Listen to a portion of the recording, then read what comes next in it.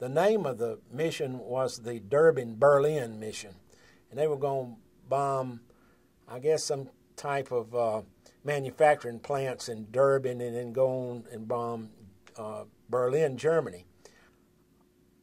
They said it was a clear, cold Sunday morning when they took off, and there were actually 3 squadrons in their bomb group that day.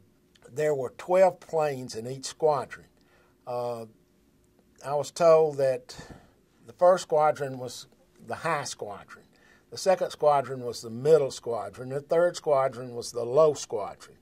My dad's plane was in the third squadron. And I was told that shortly after they took off, their squadron took off, that 2 of the planes developed engine trouble and had to turn back, leaving 10 planes. Once they made their turn toward Germany, the lead plane in their squadron developed some type of mechanical problem, and they had to fall back and further behind the other 2 and the air cover, the fighter protection. So this left 10 planes flying low, slow, and without any fighter protection.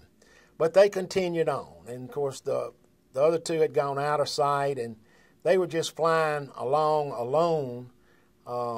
And like I said, this was supposed to have been a milk run because the German Air Force was supposed to just about be finished. I mean, they had been supposedly done, but apparently they weren't, because they were suddenly attacked by German fighter planes.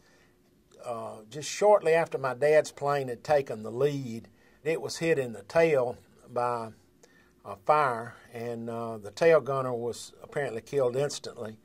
And apparently they were hit again in the middle section of the plane, and it caught on fire, and my dad gave the order for the crew to bail out. And he was able to hold the plane in the air while 5 of the crew members bailed out, and they were captured and spent the balance of the war in a German prison camp. Understand that my dad was trapped in the cockpit and was unable to get out and died in the crash. He was awarded the Distinguished Flying Cross for that, and also received a Purple Heart, which of course was posthumously. I was 16 months old at the time he was killed, and he was only 22 years old, and I was 16 months old. You know, it was different. I mean, I was different from, you know, going to school. You know, I didn't have a daddy. You know, a lot. You know, and it was a different feeling. But I was very, very fortunate in that I had grandparents who were very, very loving, very kind, and really raised me and taught me, you know, the things. But I still, you know, missed having a dad and growing up with a dad. You know, you go to school and other children, you know, talk about their mom and dad. I could talk about my mom and my grandparents, but I didn't have a dad.